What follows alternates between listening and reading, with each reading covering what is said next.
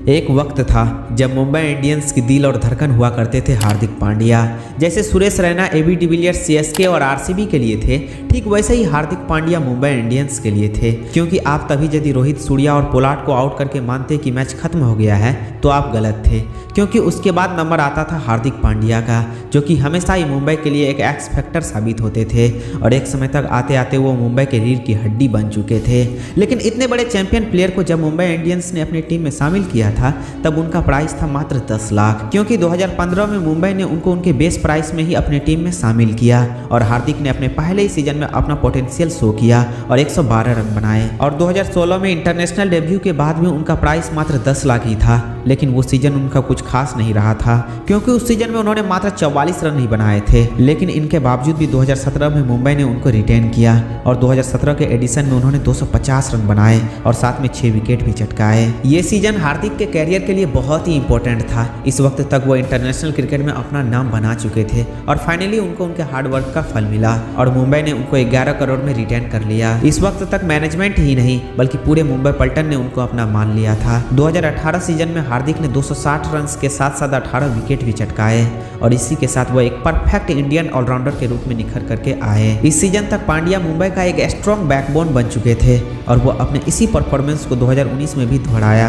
क्योंकि उस सीजन में उन्होंने 402 रन बनाए और इसी के साथ 14 विकेट भी चटकाए। मुंबई की इन्वेस्टमेंट अब अपना वैल्यू दिखा रही थी, क्योंकि अगले 2 सीजन में भी मुंबई के लिए उनका अहम योगदान रहा। लेकिन अब होने वाला था मेगा ऑक्शन और इस बार 2 नई टीम ऐड होने वाली थी। तो ऐसी में ये चर्चाएं बहुत ही चल रही थी कि आखिर कौन किधर जाएगा और कौन किधर नहीं। मुंबई का टैगलाइन है वन फैमिली, मतलब उनकी मैनेजमेंट और फैंस सभी मिलकर एक फैमिली है और फैमिली में कभी कभी प्रॉब्लम्स भी क्रिएट होती है।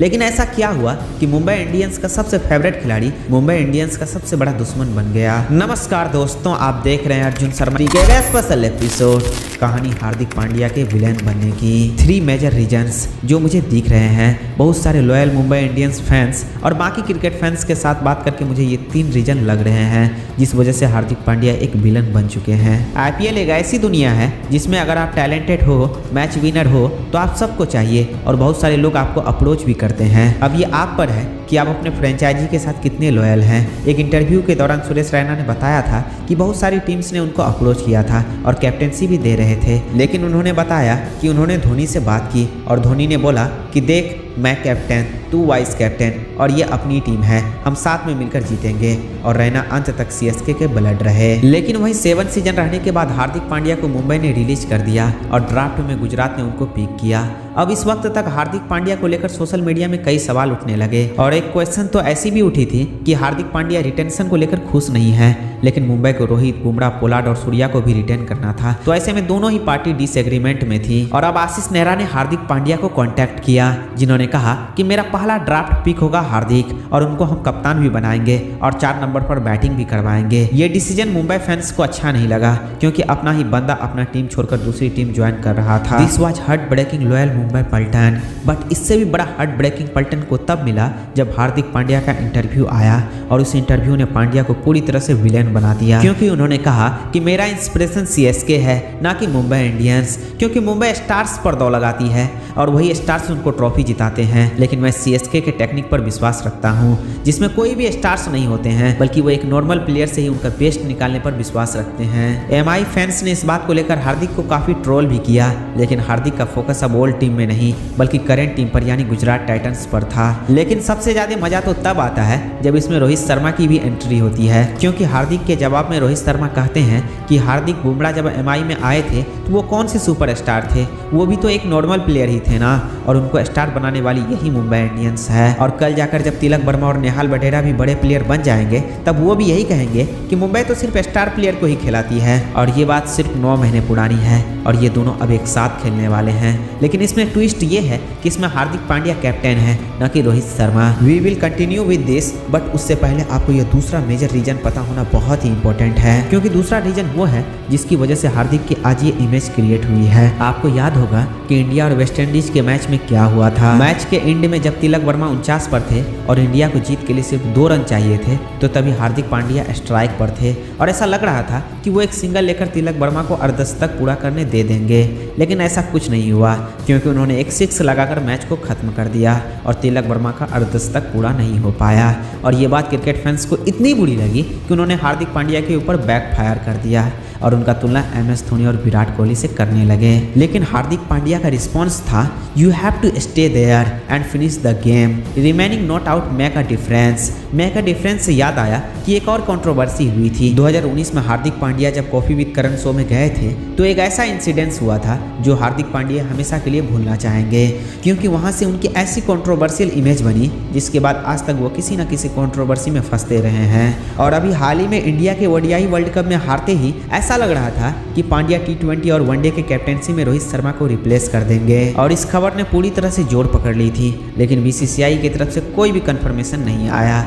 लेकिन अभी हाल ही में जैसा ने ये पूरी तरह से साफ कर दिया है कि जून में होने वाले T20 वर्ल्ड कप के लिए रोहित शर्मा ही टीम इंडिया के कैप्टन होने वाले हैं। लेकिन वर्ल्ड कप से पहले IPL आ गया है जहां रोहित शर्मा हार्दिक पांड्या के अंडर खेल रहे हैं। The third major and most important reason why everyone hates Hardik Pandya. जैसे मैंने कुछ मुंबई इंडियंस के फैंस के साथ बात की, दे टोल्ड मी दैट वो लोग हार्दिक पांड्या के मुंबई में आने से काफ़ी खुश हैं, लेकिन वो इस बात से नाखुश हैं कि उन्होंने कैप्टेंसी में रोहित शर्मा को रिप्लेस किया है, जिन्होंने मुंबई को 5 बार ट्रॉफी जिताया है और अभी जिसकी हम्बलनेस की पूरी दुनिया कायल हो रही है। लेकिन कैप्टेंसी में भी यदि सूर्या और बुमराह रोहित शर्मा को रिप्लेस करते तो उतना दुख नहीं होता जितना दुख हार्दिक पांड्या के कप्तान बनने से हो रहा है, क्योंकि यही हार्दिक पांड्या जब गुजरात में थे तो वो मुंबई की ढेर सारी बुराई करते थे, क्योंकि वो कहते थे कि मुंबई स्टार्स की टीम है और उसी के दम पर वो ट्रॉफी जीतती है।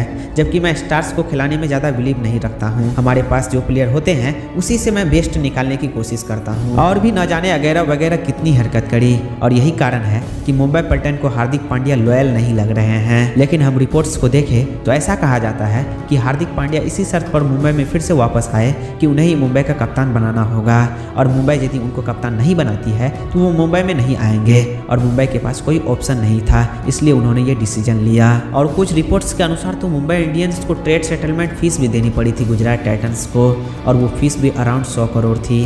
खैर, मुंबई ने यदि इतनी बड़ी इन्वेस्टमेंट करी है तो इसमें मुंबई की भी कमिटमेंट काफ़ी स्ट्रॉन्ग रही होगी, इसलिए जितना इसमें हार्दिक पांड्या का गलती है उतना ही मुंबई इंडियंस के मैनेजमेंट का भी है। लेकिन कुछ भी कहो, हार्दिक पांड्या ने अपने लाइफ में बहुत कुछ अचीव किया है, क्योंकि 10 साल पहले IPL में जो खिलाड़ी अनसोल्ड गया था, आज वो IPL के सबसे सफल टीमों में से एक मुंबई इंडियंस का कप्तान बनकर बैठा है। हार्दिक पांड्या यदि अपने व्यवहार में थोड़ा सुधार कर ले तो वो एक शानदार खिलाड़ी है और सभी उनकी इज्जत भी करेंगे। वैसे दोस्तों, आपके हिसाब से इसमें मुंबई इंडियंस के मैनेजमेंट की गलती है या हार्दिक पांड्या की? कमेंट बॉक्स में अपना राय जरूर लिखें। तब तक के लिए टेक केयर एंड बाय, फिर मिलते हैं नेक्स्ट वीडियो में।